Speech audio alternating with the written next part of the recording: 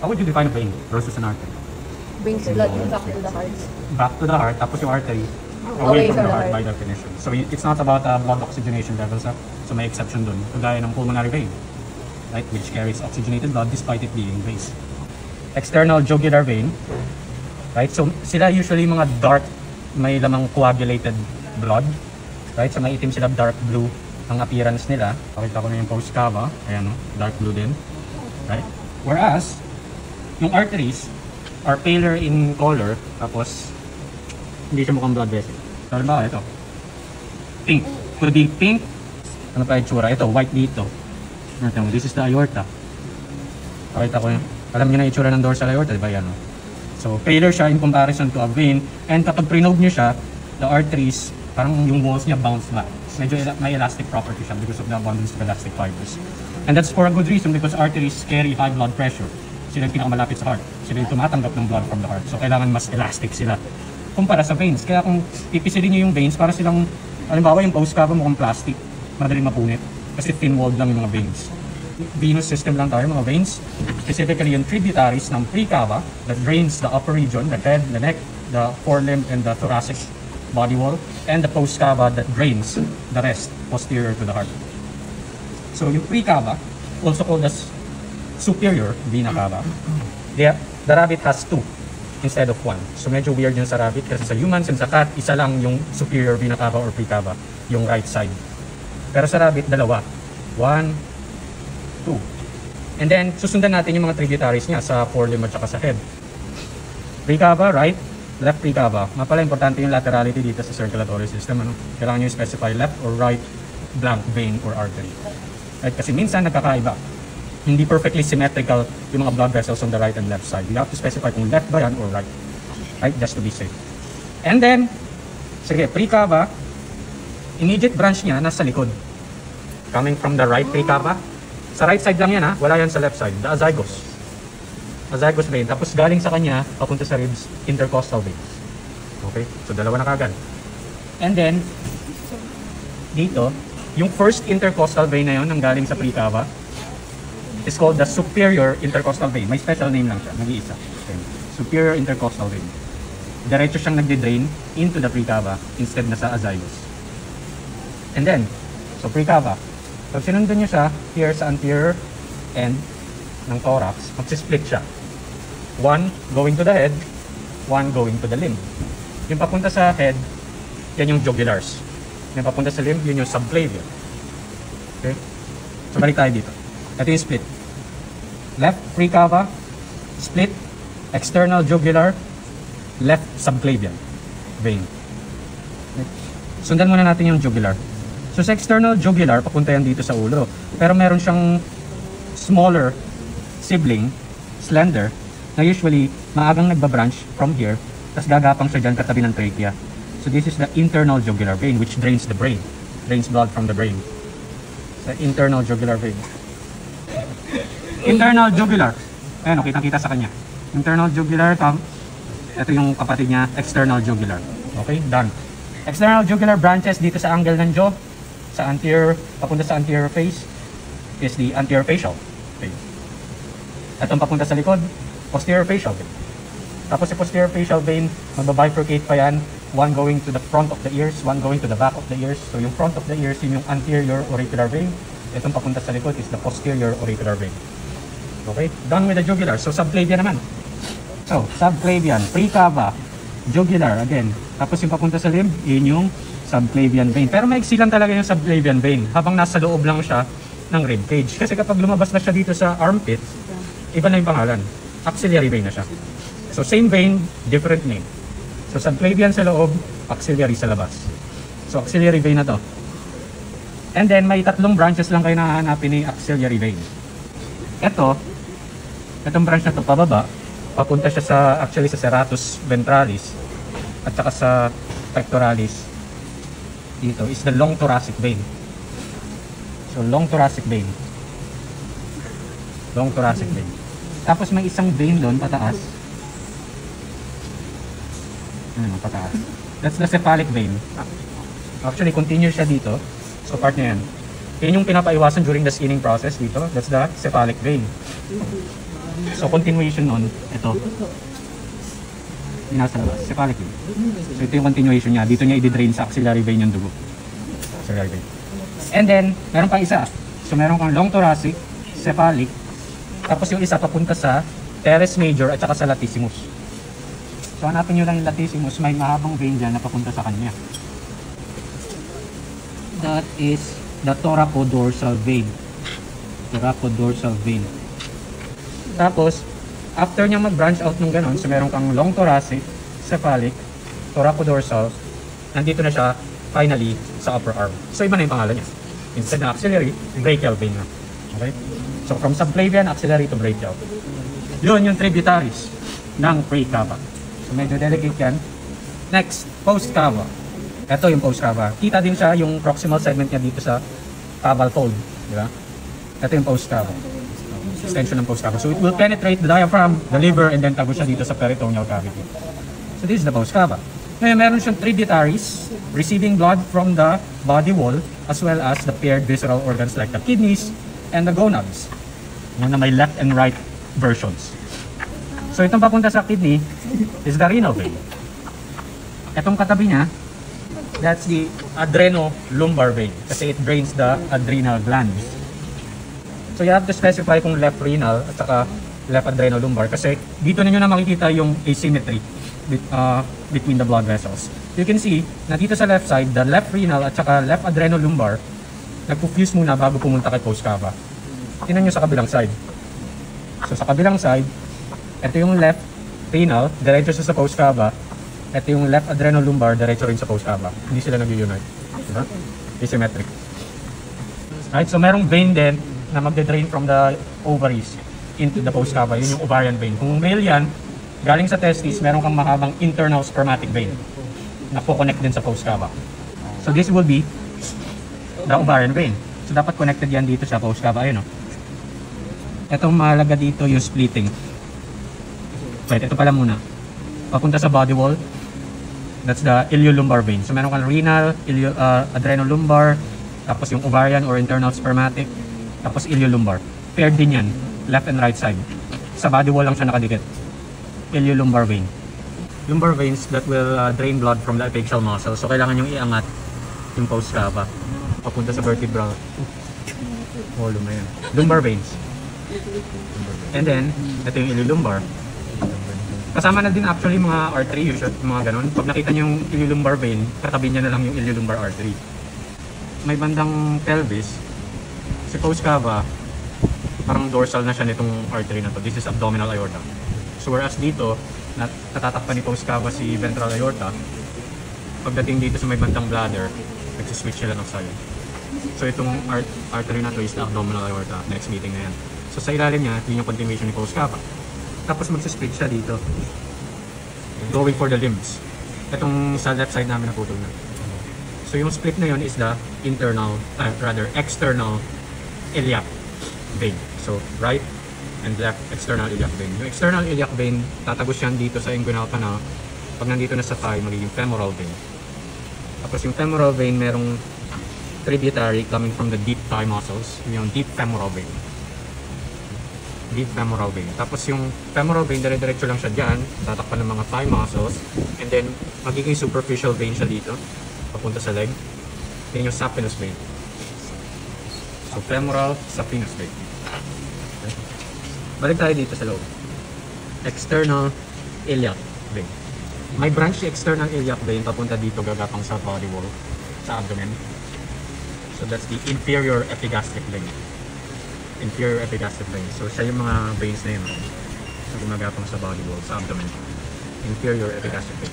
So in theory, nakakabit yan kay, kay external iliac. Okay. External iliac. Tapos may branch, may tributary din si external iliac. Ayan, nakikita nyo. From the urinary bladder. Yung may itim na yan. Draining the blood from the urinary bladder. So that's the vesical vein. Vesical vein. So each one of the iliacs, external iliacs, ay may vesical vein. Pero yung sa isang side, pwede nyo putulin kasi para ma-reflect nyo. So ito yung continuation ni post-cava. After niya mag-give rise to the external iliac, it will continue shortly posteriorly. Tapos magsisplit siya ulit. Ayan, nakita niyo yung split ulit. That's giving rise to the internal iliac veins. So left, right, and left internal iliac veins. And then, after ng, tapos yung nagko-connect, itong short vessel na to, from one split to another split, is the common internal iliac vein. Now, hanapin nyo yung caudal vein. So the, sabi ni Hyman, basta sa descriptions ni Hyman, yung caudal vein, nanggagaling siya sa each one of the internal iliac. So each one of them will contribute a very slender vessel to the tail. Yun yung caudal veins. So ayun o, nakikita nyo yung dalawang maitim na yun. So yun yung caudal veins. Draining the blood from the tail to the internal iliacs, and then to the common iliac, and then to the post strata. Tapos may isang branch na lang si internal iliac going for the rectum. Ito si internal iliac, the right counterpart. Tapos meron siyang vessel papunta dito sa rectum. And will also drain partly yung urinary bladder. So that's the middle hemorrhoidal vein. So yung vessel na yan, coming from the internal iliac. And dun siya, silipin nyo siya. Maiksi lang kasi siya eh. Nagbabranch out siya kagad from the hepatic portal. So silipin nyo sa may bandang lesser curvature. Manipis lang siya. Ayun. Ito. Tapos magbabranch out siya. Paikot sa greater curvature. That right gastroepiploid. Tapos itong papunta dito sa duodenum is the anterior pancreatic duodenum. Gastrosplenic kaya gastrosplenic. So dito kayo titingin sa kabilang side. Ang suggestion ko, hilahin nyo na kagad si spleen. Makikita nyo yung malaking vein na yun. Nakakonekta sa hepatic portal. This is the gastrosplenic vein. So gastrosplenic vein, immediately magde-drain sa kanya from the stomach is the coronary or left gastric. Yung nakadikit sa stomach. Left gastric or coronary. Tapos yung matitira, papunta sa spleen, dire-diretso. Is the splenic vein. And then from the splenic vein, liliko sa stomach again, left gastroepiploic vein. Tapos move more posteriorly, ano pang mga tributaries niya? Posterior pancreatic. Oh, galing again sa duodenum at pancreas, pero this time more posterior. So posterior pancreatico duodenum. Okay na. So hanapin niyo sa descending colon, galing kay hepatic portal, itong slender vein na ito na mahaba. Inferior mesenteric vein. So from the hepatic portal, nabitawan na niya si inferior mesenteric at saka si posterior pancreatico duodenal. So after nun, ito, superior mesenteric vein na yan. So superior mesenteric may dalawang main branches. Yung isa papunta sa intestine. Oh, yan. Intestinal veins. Actually, nandyan natin yung arteries. So intestinal veins, connected sa superior mesenteric. Tapos may mga finer tributaries is ileocecal. Itong isa is the anterior ileocecal. Itong isa is the posterior ileocecal. Anong pinagkaiba? Yung sabi ni Hyman, yung anterior ileocecal drains the proximal portion ng cecum at saka yung sacculus rotundus. So kung ititrace nyo yung itong vein na yan, makikita nyo, ayun o, sacculus rotundus. Tsaka proximal portion ng cecum. So kaya ako nasabi na ito yung anterior ileocecal vein. Ito yung posterior ileocecal draining the distal portion of the cecum. Tapos may branch, may sariling tributary galing kay appendix draining into the ileococolic. So ito yung ileococolic. Ito yung sariling tributary ni appendix. So appendicular. We're starting the arteries now in order to reveal that large artery at the base of the heart. So that's the arch of aorta. Okay, and from that single arch, meron pa agad tatlong branches na magmumula sa kanya. It would be the brachiocephalic, the left common carotid, and this one is the left subclavian artery. So asymmetric yung aorta natin. Hindi siya mirror image, hindi kagaya ng precava na almost similar yung tributaries niya from the left and right side. Pero you have the left subclavian supplying blood to the left forelimb, and you have the left common carotid supplying blood to the head. Kung may left common carotid, merong right common carotid. Kung merong left subclavian, meron ding right subclavian. Pero yung dalawang yon, yung right subclavian, right common carotid, they're still fused here in this artery na yan. So, since subclavian goes to the limb or to the brachium, tapos carotid goes to the head, ang tawag dito ay brachiocephalic artery. So, So brachiocephalic artery. And then shortly, magsa-split na siya. Ito na yung right common carotid.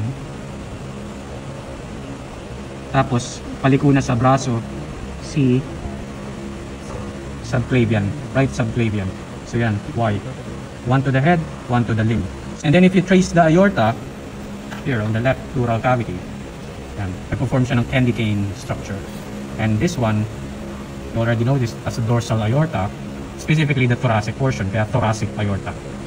And then from the thoracic aorta, dyan ang gagaling yung mga blood vessels supplying the intercostal arteries. May mga thin blood vessels coming from the thoracic aorta. Those would be the intercostal arteries. So ito yung subclavian artery. Yan. Yan. Yan yung supreme intercostal artery. And then yung pangalawa na kataas, si superficial cervical artery. And then si nasa likuran, si vertebral artery. Oh, vertebral. So and then yung internal mammary artery, hindi na siya makita. Pero dapat pag ganun siya. Continuation ni subclavian. So, pag dito na po sir, axillary region na po to. Yung first na ganun niya is thoracoacromial artery. And then long thoracic is somewhere dapat na dito. Subscapular Nasaan? po yung... Pababa yun kasi latissimus. Pababa. Ito po. Yan. And then thoracodorsal ay... Nakikita po ba siya dito? Pag trinace mo, pero yun yung branch niya to latissimus. Artery. And then, ito na po sir yung brachial. Brachial. Carotid artery, di ba? Pero, just to show you, ganito yung itsura niya. Yung branches niya sa ulo.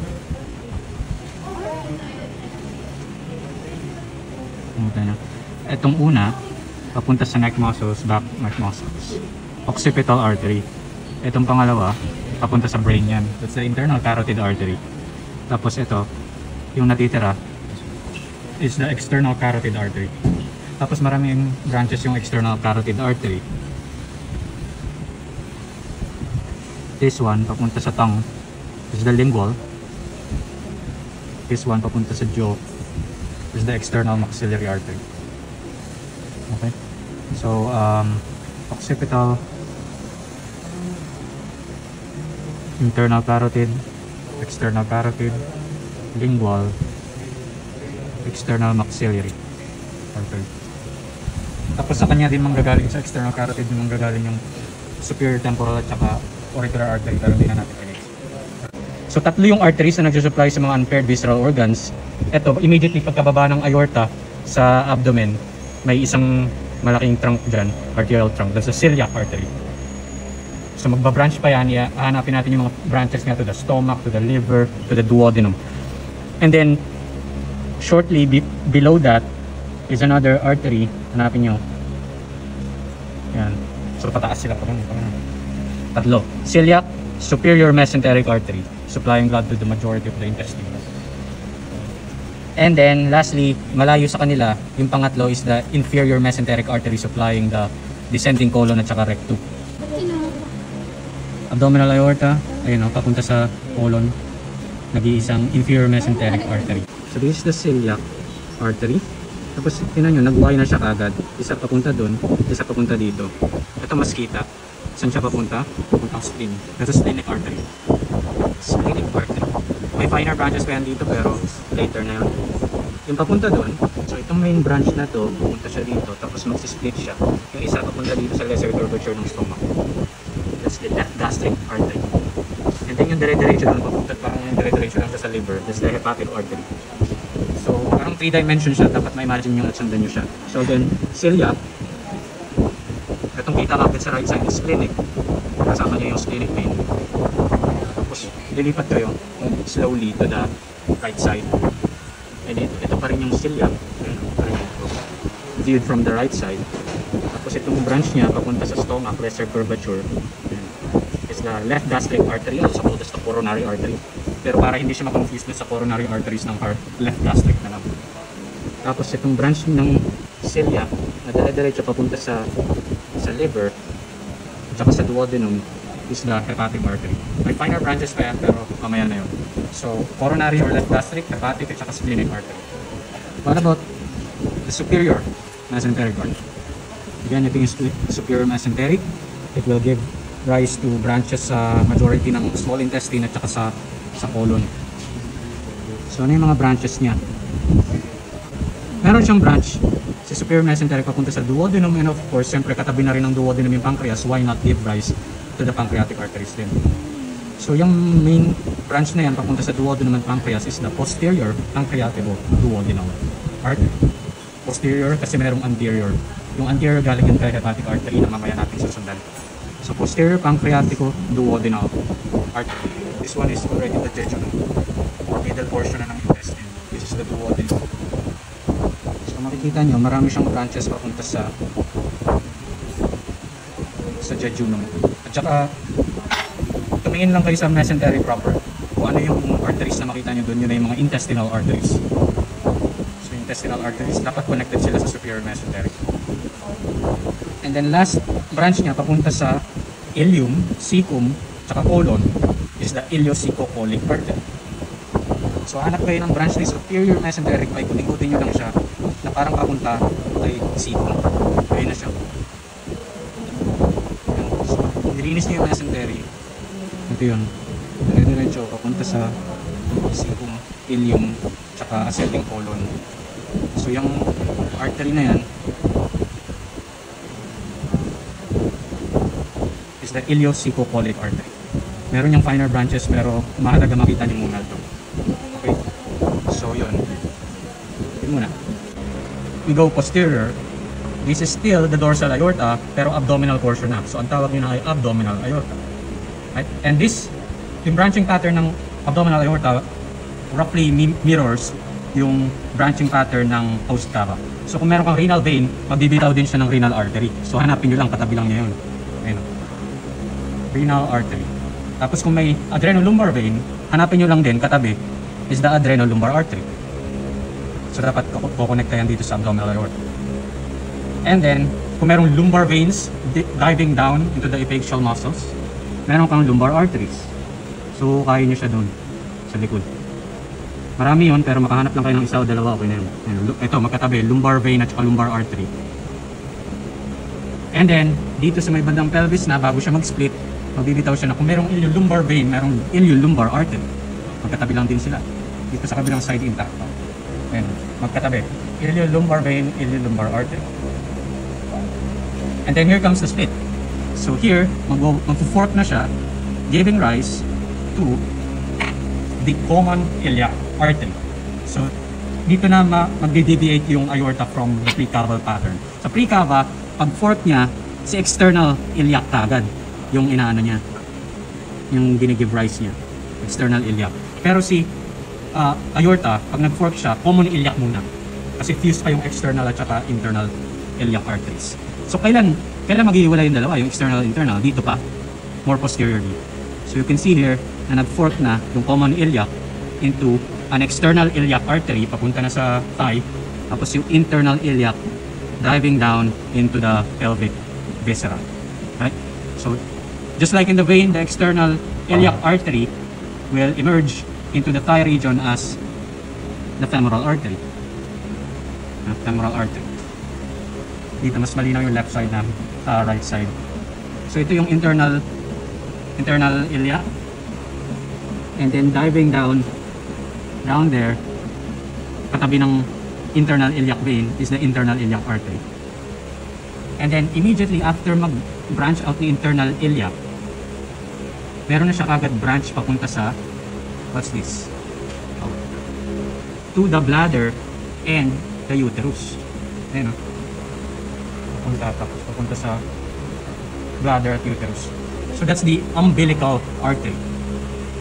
Right? Mukha siyang galing kay external iliac, pero actually, according to Hyman's description, it's a branch of the internal iliac. Yun yung susundin natin. Right? And then, magdadive siya dun yung internal iliac. And then this one is the external iliac. Habang nasa loob pa siya, external iliac pa ang pangalan. And mas malinaw dito sa isang femoral yung branches niya. So here's another appearance of the artery. Look at this, hindi siya pink, white. Abdominal aorta. So possibly ganyan yung itsura sa inyo. Ito yung fourth, common iliac artery. Tapos somewhere here, divide na siya into the external iliac. Tapos ayun yung internal iliac, yung slender na yun. Ito. Internal iliac. And then, immediately after branching ni internal iliac, nagbitaw na siya kagad nitong artery na to papunta sa bladder at saka uterus. So that's the umbilical artery. So now we were following the external iliac. In external iliac, habang nasa loob pa siya, magbabranch siya papunta sa ventral abdominal wall. Itong branch na yan na makikita nyo sa obliques, nakakapit, is the inferior epigastric artery coming from the external iliac. And then lalabas na. Pag nakalabas na si external iliac dito sa hita, as I said, femoral artery na siya. And then meron siya ditong branch to the deep thigh muscles. This is the deep femoral artery, just like with the vein, deep femoral vein.